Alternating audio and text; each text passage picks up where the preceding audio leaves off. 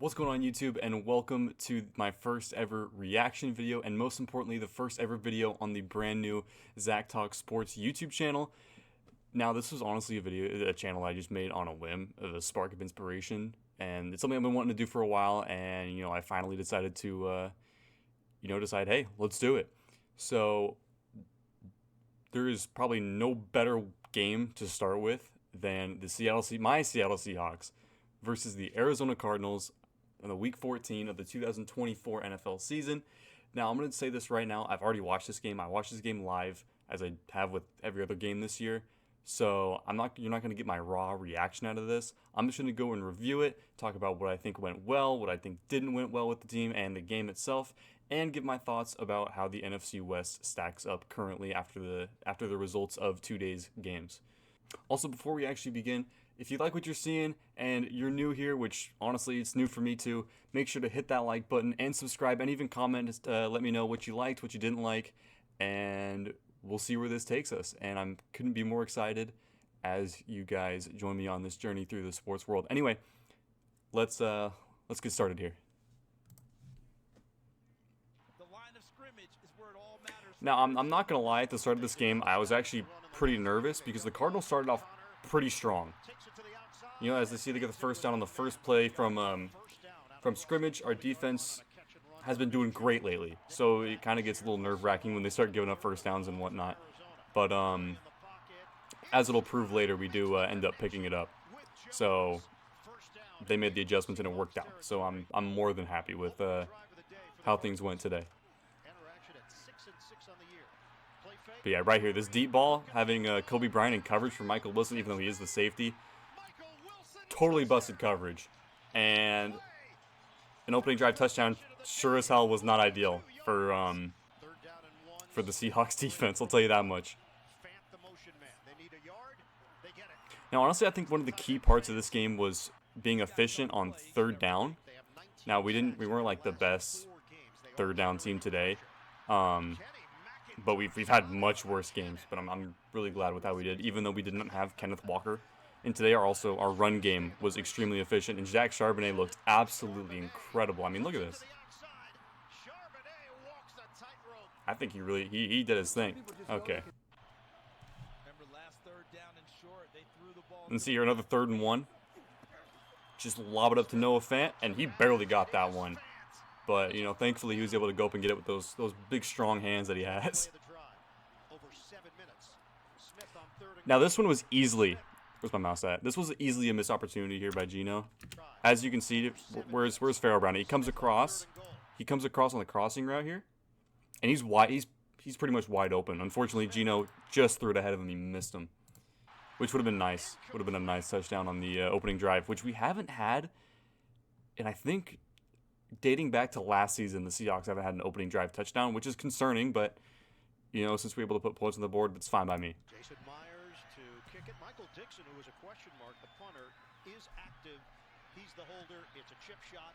Now, also one of our biggest issues from the Jets game last week was special teams. And today, our special teams were just fine, thankfully. And also, Ernest Jones gets his first pick as a Seahawk. How could you not love that? Absolute cinema, if you ask me. That's absolute cinema. And then, as if it can't get any better, the legend of Jackson Smith and Jigba just keeps on growing. I mean, just look at this dot. Look at this dot.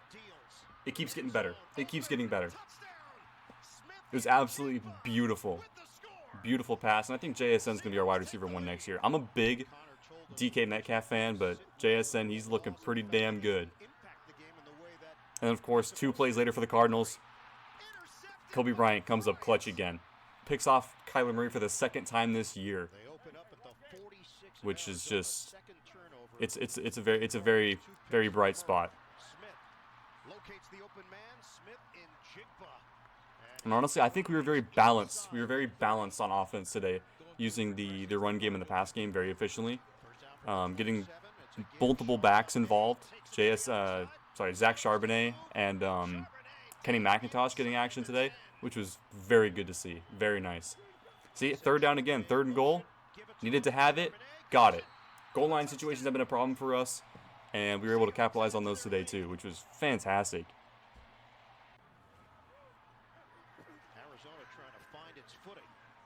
Also being able just to get pressure on Kyler Murray today, get him a little stressed in the pocket, honestly helped us a ton with us winning this game and forcing those picks early in the first half. And also, we didn't have as good run defense against them like we did when they came to Seattle a couple weeks ago, where James Conner had 8 carries for about 7 total yards, which is insanely low numbers for him. But at the end of the day, it worked out. It worked out wonderfully, and we hold him to 3, which is totally okay. So we're still up by a full touchdown, and then we get the ball back and we have a chance to score. So the use of draw plays, and the O-line just looked incredible. It absolutely was clicking today. Our O-line's been a major problem this year for us, not only in pass protection, but especially in run offense. Not being able to make those big enough holes for the backs to go through, which was, this game was the polar opposite of how the season has been. And if they can keep it up, we can be a force in the NFC and just the league in general. Everybody from Seattle comes towards the ball to bring him down. We asked Connor about Benson. He said he's really gifted. Murray. Perfect. There's the first sack of the game. I think that might have been our only. No, we had 2 sacks. We had 2 sacks today. But this was like the first one that was the first one we got. Duh. How am I talking about? And also, penalties weren't as big of an issue, but we did get penalized quite a bit. But the Cardinals had their penalties too, which definitely helped us, I think, a lot more than it hurt, than our penalties hurt us. Also, that DK Metcalf hurdle, dude, that's beauty right there. That's beauty. Oh, and this too. Oh, I'm not gonna lie, when I watched that the first time, I was like, there's no way he caught that. No chance. But on the replay, it couldn't have been a lower pass, and it couldn't have been a better catch. So he's just making his case for one of the better wide receivers in the league. 24 yards on the hookup. I don't know how many organized football leagues there are for 3-year-olds. And this was easily the best play of the game for the Seahawks, no doubt. First down and more. Charbonnet turning on the Jets. Charbonnet. It's beauty. It is absolute beauty. I don't know the last time we had a play like that. It was a 51-yard rushing touchdown. I don't know if we had a rushing touchdown this year more than like 20 yards. At least I can't think of anything off the top of my head. So this was a great sign. It felt so good seeing this. 51 yards.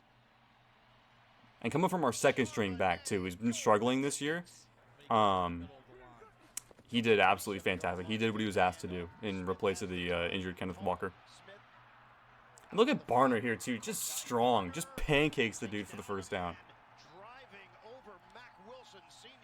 Like talk about having a drive, man.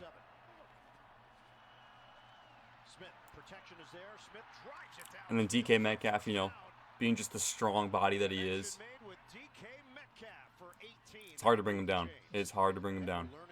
I feel bad for anybody that has to go and try and tackle that man. Good Lord. And drop plays, nice, patient running. He doesn't try to force anything and gets the first down. Perfect, easy, clean. Another third down, and honestly, it sucks to see these drop that. If this is like a few years ago, Tyler Lockett's getting that easy. I'm actually wearing him right now.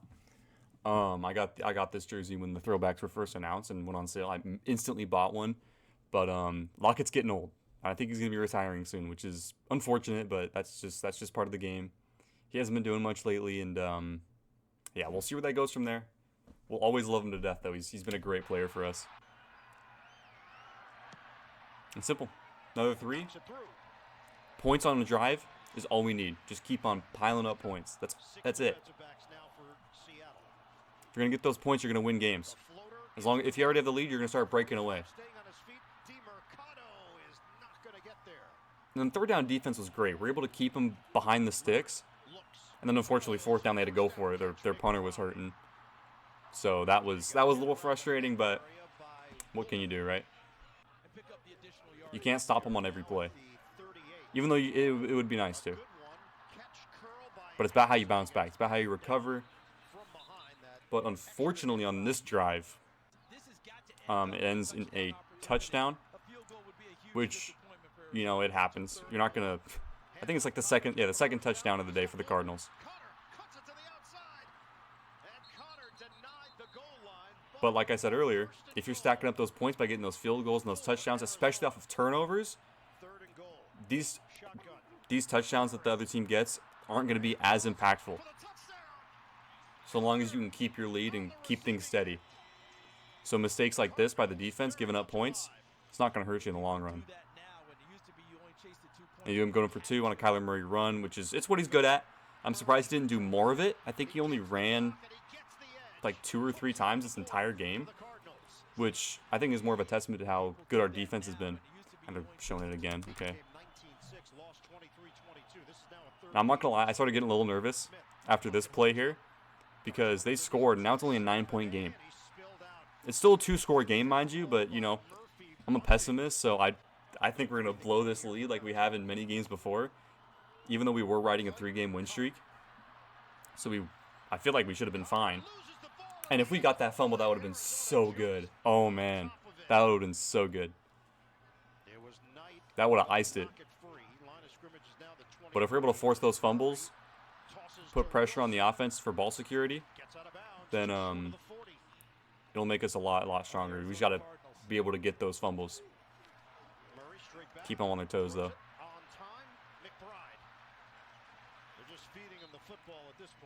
You know, McBride wasn't actually as big of a threat as he was 2 weeks ago when they played in Seattle, where he got like 12 catches for over 100 yards. And we actually kept him to not so many yards. We only kept him to like, I think it was less than 50 yards.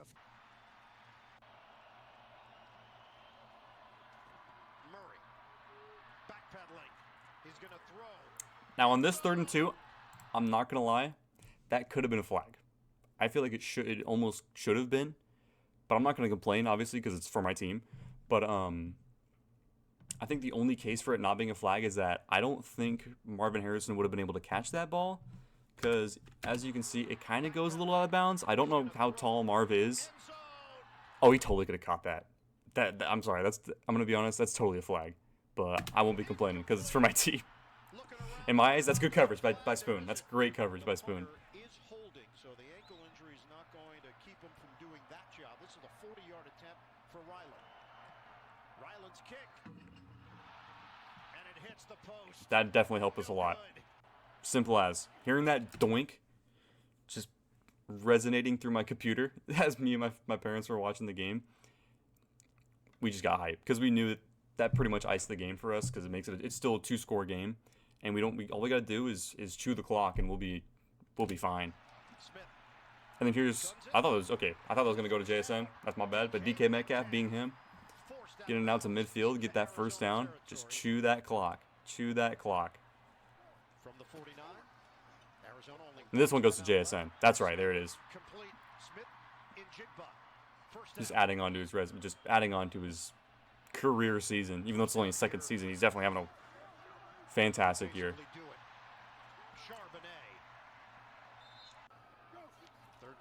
On 3rd down, just run it, chew the clock, take it to the 2.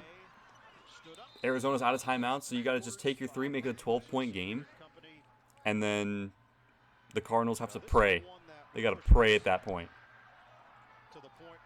Yep, Jason Myers nails it. He's been nails all year. He only has like 3-4 misses, I think. I don't think he's missed that many. I might be wrong. Maybe he's missed more. But when he's needed to do it, he's gotten it.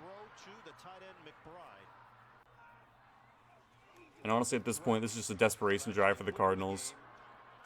So you can't really blame the defense for giving up somewhat big plays because they're playing prevent, try to keep them in bounds to run the clock.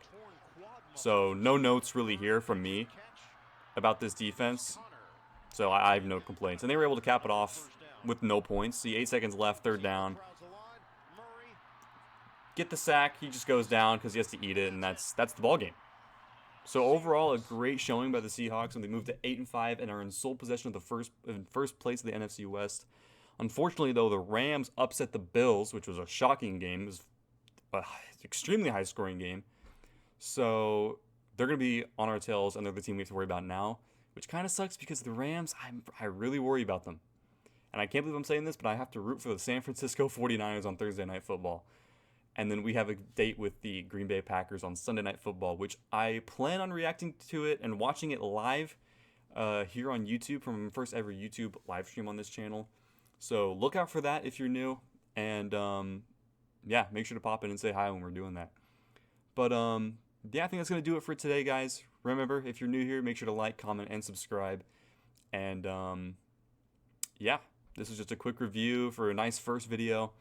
I think we're starting this off pretty strong. So it was good seeing you guys, and I'll see you guys in the next one. Peace out, guys.